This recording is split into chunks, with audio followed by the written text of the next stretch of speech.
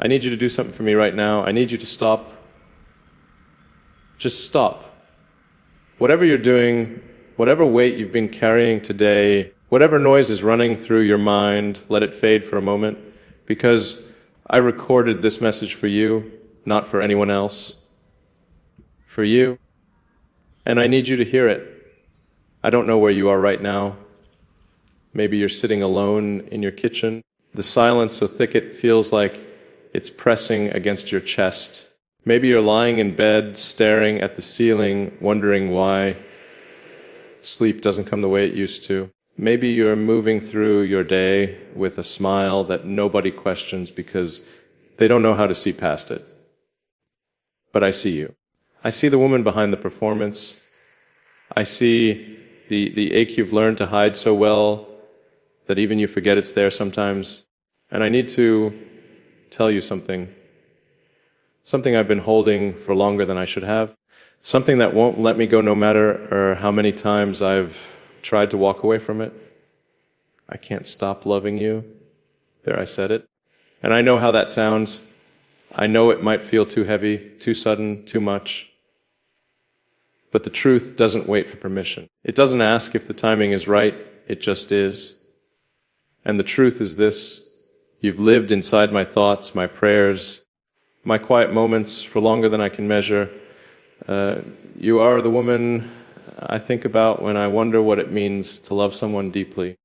Not the easy kind of love, the kind that sees everything, the scars, the walls, the wariness, and chooses to stay anyway. But this message isn't just about me, it's about you. Because I need you to understand something that I don't think anyone has told you in a very long time.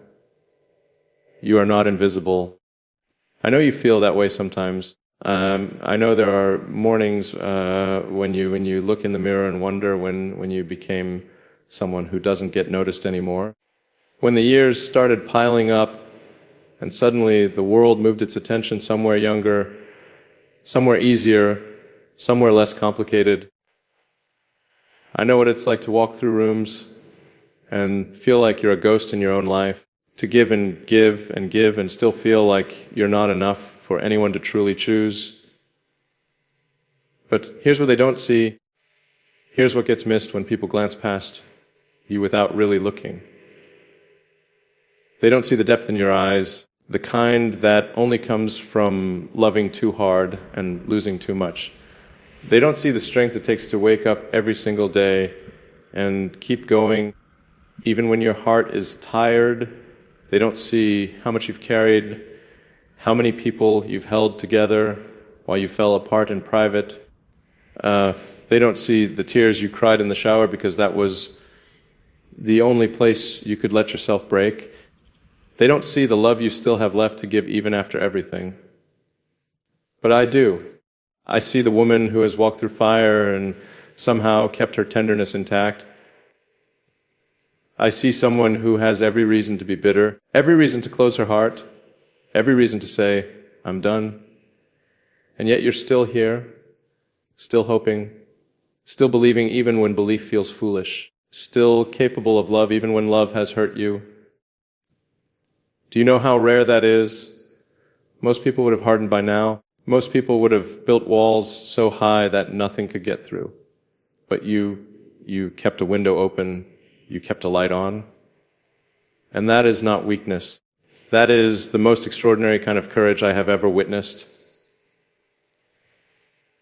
I want you to think about something with me for a moment. Think about all the times you felt like you weren't chosen, all the times you loved someone who didn't love you back the same way. All the moments you bent yourself into shapes that weren't yours, trying to be enough for someone who was never going to see you. All the nights you played conversations in your head, wondering what you did wrong, what you should have said differently. What part of you was too much or not enough? Now, I want you to ask yourself this question. What if none of that was about you? What if it was never about your worth? What if it was about their readiness, their capacity, their journey? What if you were standing in front of people who simply couldn't hold what you were offering? not because you weren't valuable, but because they weren't ready for something that real. You are not too much. You never were. You are a woman of depth, and depth requires someone who isn't afraid to go there with you. You are a woman of feeling, and feeling requires someone who won't run when emotions get real. You are a woman of love and love. The kind you carry requires someone brave enough to receive it. The problem was never you. The problem was that you kept offering your ocean to people who only knew how to swim in shallow water. And I need you to hear this. You are not too old. You are not past your time. You are not expired, irrelevant, or invisible. You are in the season of your life where you finally know who you are, where you've earned your wisdom through lived experience, where you no longer need to pretend or perform or prove anything to anyone. That is not a loss. That is freedom. But I know it doesn't always feel that way. I know there are moments when you wonder if love is even possible anymore. If maybe you missed your chance. If maybe this is just what life looks like now. Functional, manageable, but never truly alive. Wait with me. Stay with me here. Because there is something I want you to hear. And it might be the most important thing I ever say to you. Your story is not over. Not even close. The loneliness you feel right now, it's not permanent. It's not proof that you'll always be alone. It's a pause, a sacred space between what was and what's coming. And I know that's hard to trust when you're sitting in the middle of it. I know it feels endless, but this moment, this quiet, lonely, aching moment is preparing you for something you don't even know you need yet. Because the love that's meant for you is not going to look like the love you've known before. It's not going to be the love that left. It's not going to be the love that required you to shrink. It's not going to be the love that made you question your worth every single day. The love that's meant for you is going to see you really see you. It's going to meet you in your depth and not be afraid. It's going to hear your story, all of it, even the messy parts, and stay. It's going to choose you, not because you've perfected yourself into someone acceptable, but because you're exactly who you are.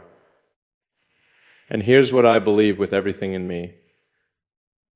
That love is already being prepared for you right now. While you're reading this, while you're feeling unseen and alone, while you're wondering if anyone will ever truly know you, the universe is orchestrating something, timing you can't see, connections you can't force, a future you can't script.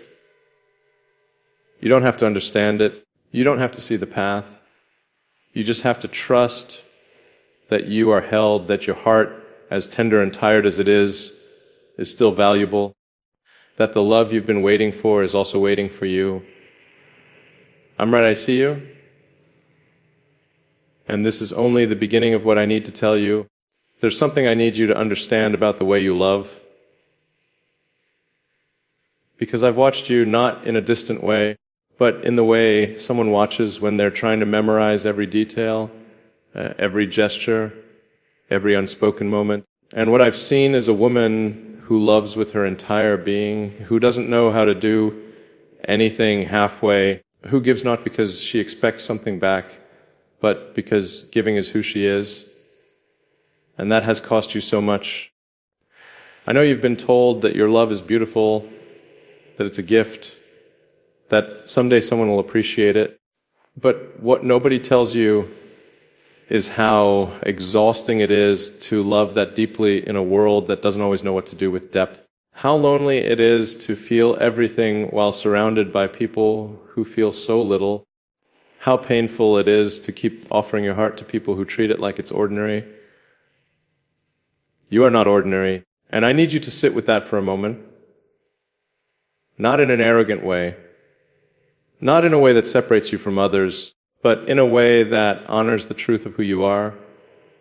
You are a woman who feels the weight of a room when you walk into it, who can sense when something is wrong before a word is spoken, who remembers the small things, the way someone takes their coffee, The story they told 3 months ago, the hurt they tried to hide behind a laugh.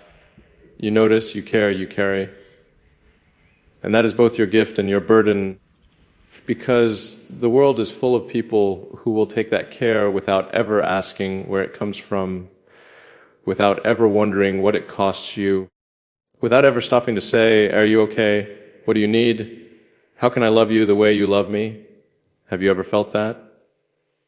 The slow, quiet realization that you're always the one doing the emotional labor, that you're always the one reaching out, checking in, remembering, forgiving, understanding, that if you stopped, everything would just stop.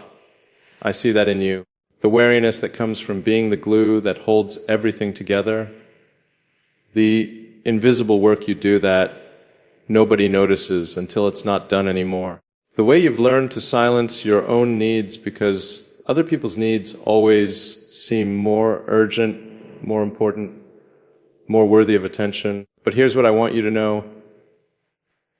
Your needs matter, your pain matters, your loneliness matters. The tears you cry when nobody's watching, they matter. The exhaustion you feel at the end of the day, it matters. The dream you've been afraid to speak out loud because you don't want to seem selfish, it matters. You matter, not because of what you do, not because of who you take care of, not because of how useful or valuable or accommodating you are. You matter because you exist, because you are a human being with a beating heart and a beautiful soul and a story that deserves to be heard. And I know that's hard to accept. I know you've spent so long being the strong one, the reliable one, the one who has it all together, that you've forgotten you're allowed to fall apart. You've forgotten that vulnerability isn't weakness, that asking for help isn't failure, that needing someone doesn't make you less than. Let me tell you something about strength. Real strength isn't about never breaking. It's not about holding everything together all the time. Real strength is admitting when you're tired, when you're scared, when you don't have all the answers. Real strength is saying, I need help, I need rest, I need someone to see me. And you are strong, so unbelievably strong. But I want you to know that you don't have to be strong right now. Not with me. Not in this moment. You can let your shoulders drop. You can let your guard down. You can let yourself feel all the things you've been too busy to feel. Do you ever wonder why you still ache? Even after all this time, even after you've told yourself you're over it, you've moved on. You're fine. I'll tell you why. It's because you never really grieved. You never gave yourself permission to fully feel the loss. You packed it away, told yourself you didn't have time for it, and kept moving. Because that's what you do. You survive. You keep going. You take care of everyone else and push your own pain down until it becomes background noise. But pain doesn't disappear just because you ignore it. It waits. It sits in your body, in your chest, in your throat, in that heaviness you carry that you can't quite name.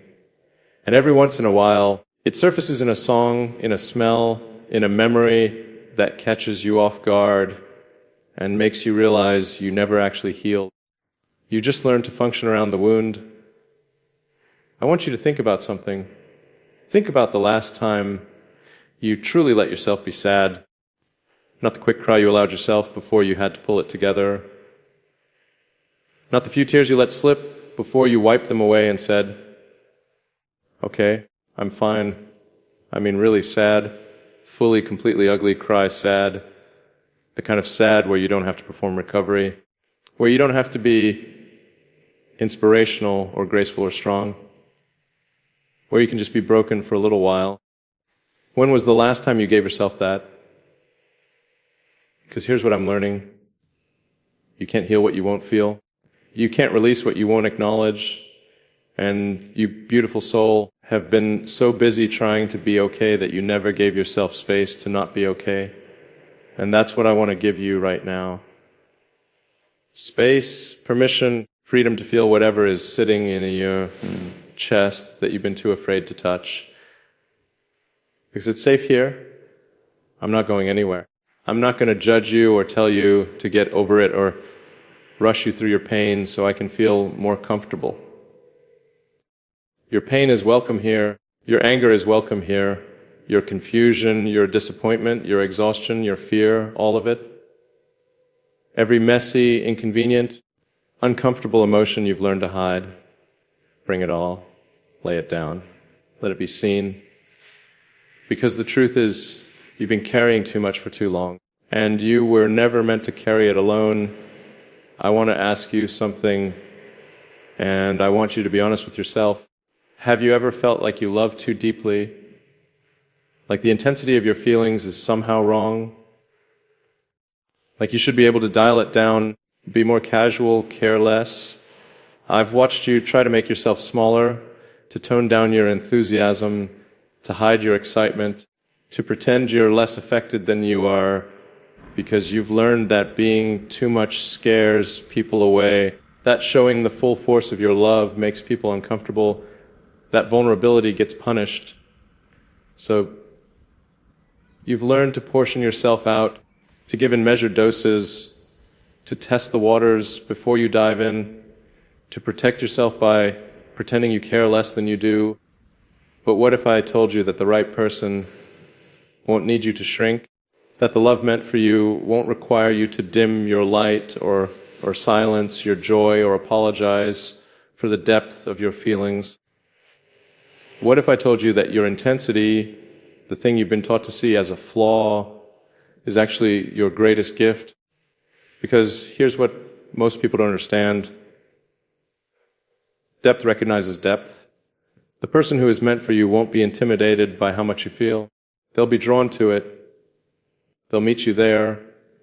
They'll match your energy, not because they're trying, but because that's who they are too. And when you find that, when you find someone who doesn't need you to explain yourself, who doesn't make you feel like you're too much or not enough, who sees all of you and says, yes, there's more of this, that's when you'll understand.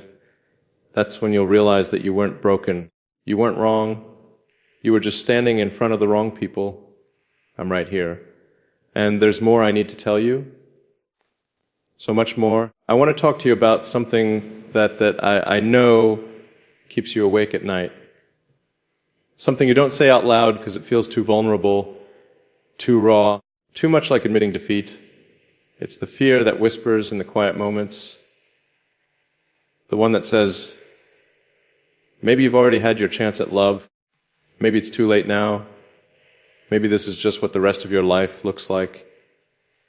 And I need you to hear me when I say this. That fear is lying to you. But I understand where it comes from. I understand the mathematics you've been doing in your head. The calculation that says you're a certain age now and the world has moved on to younger versions, easier stories, less complicated hearts.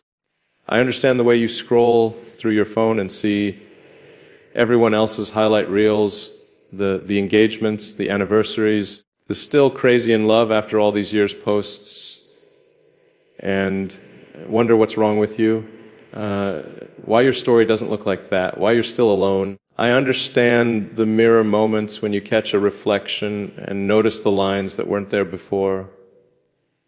The way your body has changed, the way you feel invisible in rooms where you used to turn heads, the slow, subtle shift from being seen to being overlooked, from being desired to being dismissed, from being someone's possibility to being someone's past. And here's what breaks my heart. You've started to believe that your value is tied to those things. That because the world's attention has shifted, you are somehow less worthy of love. That because you've accumulated years and scars and stories, you are somehow disqualified from the kind of love you still dream about. But let me ask you something. When you think about the person you are now, the woman you've become through all these years, all this pain, all this growth, would you trade her for who you were at 25? Would you go back to that younger version who didn't know herself yet, who hadn't learned what she's learned, who hadn't survived what you've survived. I don't think you would, because you know something now that you didn't know then. You know what matters. You know what's real. You know the difference between surface attraction and soul recognition. You know that pretty words mean nothing without consistent action. You know that chemistry without character is just a spark that burns out. You know that love isn't about perfection. It's about presence, patience, and choosing to stay when things get hard. You know all of this because you've lived it. Because you've been the one who stayed when others left. Because you've been the one who chose love even when it wasn't convenient. Because you've been the one who kept showing up, kept trying, kept believing. And that wisdom, that hard-earned, pain-forged wisdom is not a liability. It's your greatest asset. Because the love you're ready for now isn't the love you needed back then. It's deeper, richer, more honest, more real. But I know you're tired. I know you've been waiting for a long time. I know there are nights when you lie in bed and wonder if maybe you should just stop hoping. If maybe it would hurt less to accept that this is it. This is your life. And you should just be grateful for what you have instead of longing for what you don't. And here's what I want to tell you about that. It's okay to be tired. It's okay to feel the weight of waiting. It's okay to have moments when hope feels foolish and faith feels exhausted. That doesn't make you ungrateful. That doesn't make you weak. That makes you human. But don't confuse wariness with wisdom. Don't mistake exhaustion for truth. Don't let the tiredness of waiting convince you to stop believing in what your heart knows is possible, because your heart hasn't forgotten. Even when your mind says give up, even when your body says I can't do this anymore, even when every logical part of you says be realistic, your heart still knows, it still believes, it still hopes. And that hope isn't naive. It's not foolish. It's not denying reality. That hope is a knowing, a deep cellular knowing that you are meant for more than this loneliness. That your story includes a love that sees you, that somewhere, somehow, the universe is still writing your happy ending. I want you to think about all the times you've been close to giving up on something and then something shifted, something changed, something you couldn't have predicted or planned or forced into being. Think about the times when you thought it was over and then a door opened. A call came, an opportunity appeared, a healing happened. Your life is full of those moments, isn't it?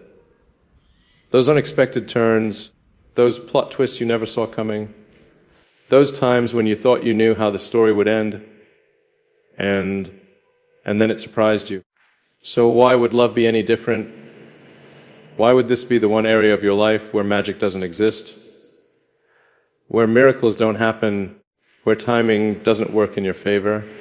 Why would this be the one story that ends with you alone? It won't. I know it won't. And I need you to start believing that too. But here's what I also need you to understand. The waiting isn't wasted time. This season of your life, this quiet, lonely, in-between season is not just a holding pattern until the real story begins. This is part of the story. This is where you're becoming the woman who's ready for the love that's coming. Think about it. What if you had met that person 5 years ago? Would you have been ready? Would you have known how to receive that kind of love? Would you have trusted it? Or would you have still been carrying the patterns, the wounds, the fears that would have sabotaged it? Sometimes we're not waiting for the right person. We're waiting to become the right version of ourselves, the version that's healed enough to recognize real love, strong enough to choose it, brave enough to trust it, whole enough to sustain it. And that's what's been happening in your silence.